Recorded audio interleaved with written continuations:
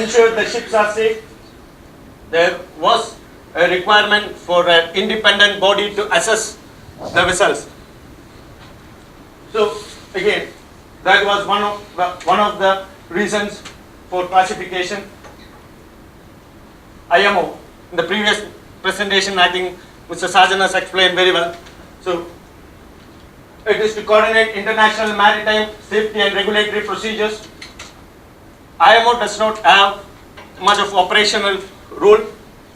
They coordinate the nations for international maritime safety and regulatory procedures to improve quality and improve safety and to avoid pollution.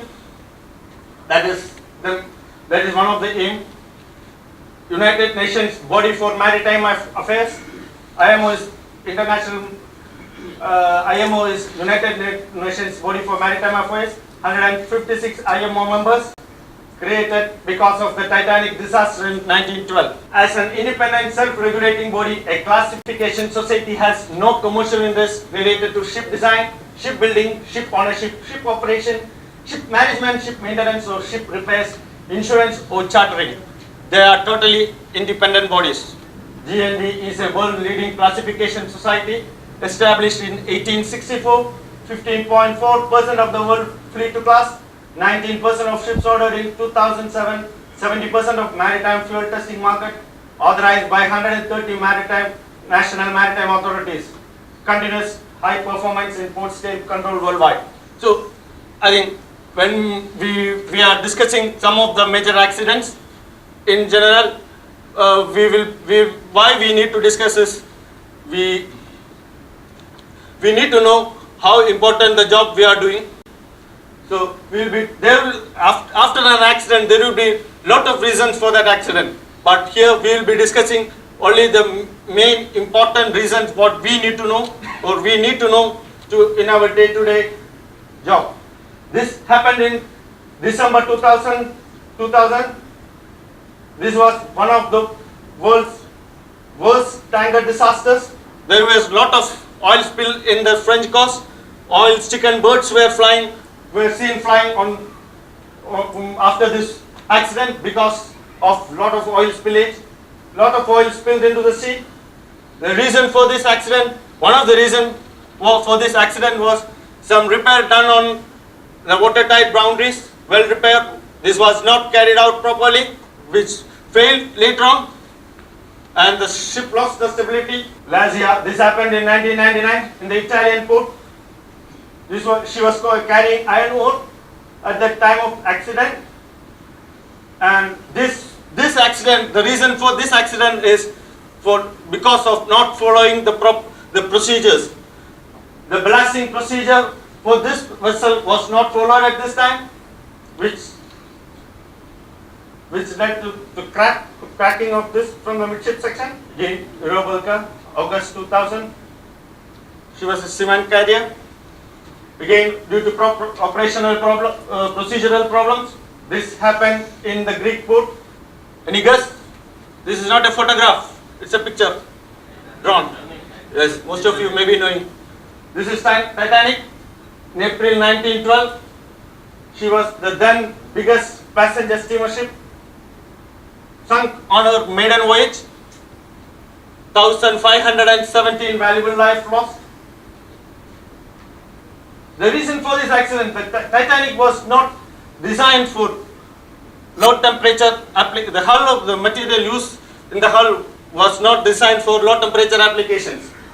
So, on her voyage, she went and hit on an iceberg and sunk. There were many other reasons. There were many other reasons for this accident. The watertight bulkheads were not to the deck. The lifeboats were not sufficient. So, but what we need to know is this accident led to a lot of rule changes in the industry. SOLAS came into existence. I must say CALA. This happened in Atlantic Ocean. Due to this accident, lot of containers which contain highly radioactive materials, high quality wines, chemicals. These containers spilled into the sea. Lot of damage to the marine life. The reason for this accident was sometime before, when she was jumbo sized, the welding done on this part was not done properly. On a stormy day, it went broke into two. Now we will discuss about some of offshore accidents. Piper Alpha happened in 1988. It happened 190 kilometers from Aberdeen. Because of gas leak, condensate ignited, caused a large explosion. 167 died and 62 rescued. Estimated cost 3.5 billion. This 3.5 billion is only the cost of property. The cost of life, the destruction cost to the environment cannot be estimated. So the reason for this accident, Piper Alpha had 3 gas pipe trains. In the first ship, the crew closed the valve, removed the safety valve for certification or for repair. When the next ship crew came, they went not knowing that this was removed. They opened the pipe train, gas was flowing to the deck, got ignited. The consequences escalated because platform was not designed for explosions. She was designed for rough sea, but not for explosions. Surrounding platforms increased the production. The nearby platform, which was a production platform, and nearby platform increased the production by that time. So it was just pumping.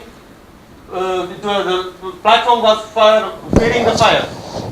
Assume living quarters, a safe place, but it was sitting above control room, which was above risers. Several did not try to evacuate. They thought it was safe. Alexander Killian. It's a semi-submersible drilling rig. Before the accident, this after the accident. 123 valuable lives lost in the sea. The reason, broke and capsized in 27 March 1980. This was mainly due to an outfitting hydrophone welded to the bracing, which cracked due to fatigue, and the rig capsized. 123 people killed. Those who have done Acker Alpha Beta knows there were a lot of smooth grinding on the bracings and columns. Those requirements came after this accident, because of those requirements were in the rule after this accident. And also there you could see Acker Alpha Beta, there are lot of bracings. Before this accident, if one of the bracings failed, the rig will be failing. But now that also has been incorporated. Happened out Sri Lanka in 1991. This was the first structure without independent third-party verification. Water pressure exceeded the capacity of the structure cells and imploded. The structure sprang, leak and sank. Total loss 700 million. This led to the end of concrete era in Norwegian shelf. Serious error in finite element analysis. The shear stress were underestimated. The late change of reinforcement detailing to too little overlap between reinforcement bars, untransparent data models. The lessons learned and actions taken. Design changes to be verified against original design. Whenever you make a local change in reinforcement or local change in plates, that needs always to be verified against the local design. You need to see the global loading of the structure, because you will never know that. You may be thinking that when you change something, it will not affect the structure, but you never know what will happen when the structure gets loaded globally. Allow time and resources for third-party verification. Do not have blind faith in computer models. Don't believe always the computer models blindly. What you feed or what you input, based on that only the computer models will give the output. So always don't believe blindly on that. we should use our common sense. Never be overconfident. Never think a job is as just routine. Take nothing for granted. Secure adequate competence. Classification rules. Classification rules are developed to contribute to the structural strength and integrity of essential part of the ship's hull and appendages, and the reliability and the function of the propulsion and steering system, power generation, which have been built into the ship in order to maintain essential services on board. Scope of classification. How classification is done. Classification, first of all, the drawings and calculations for the project will be submitted for approval.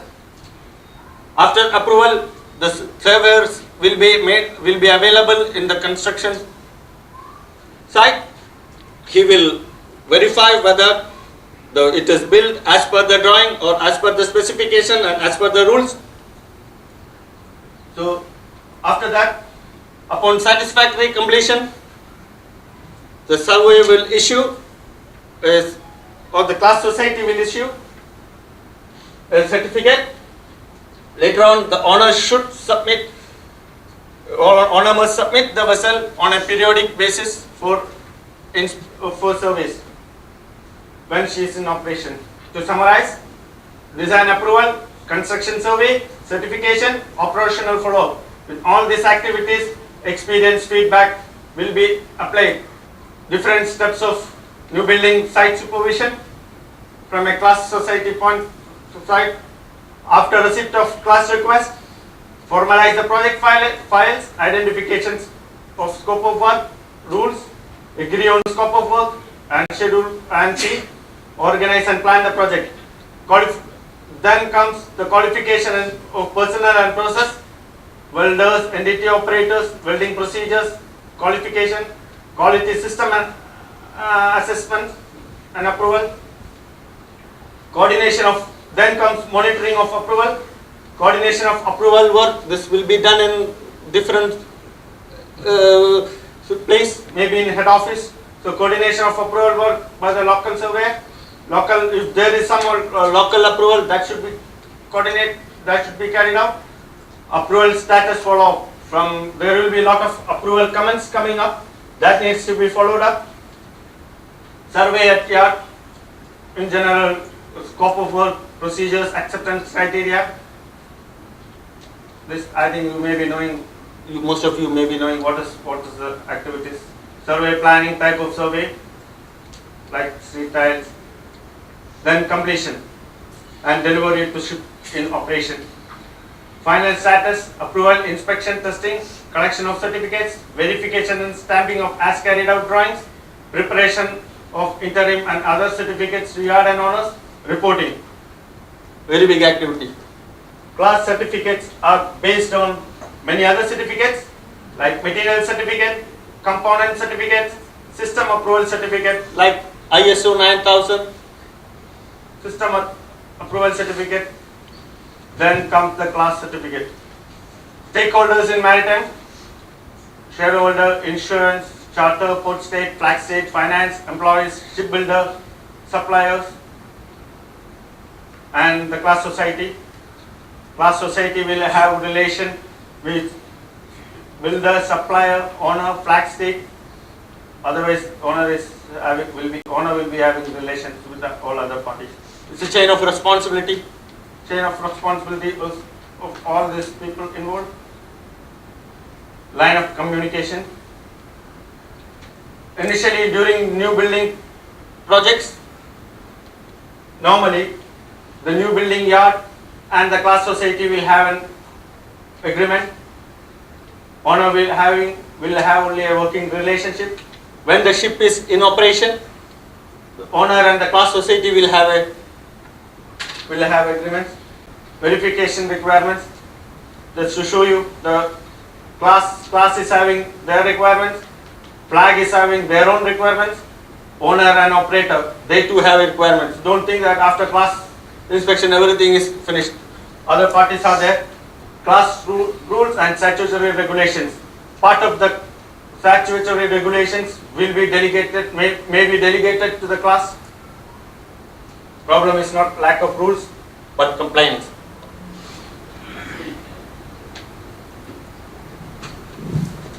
This is a class request which defines the scope of work, all these things. Finally, we get the ship. This is the new building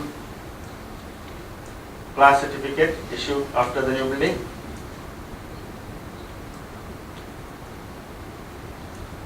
DNV rules and regulation, rules and classification notes come in force based on signing of contract.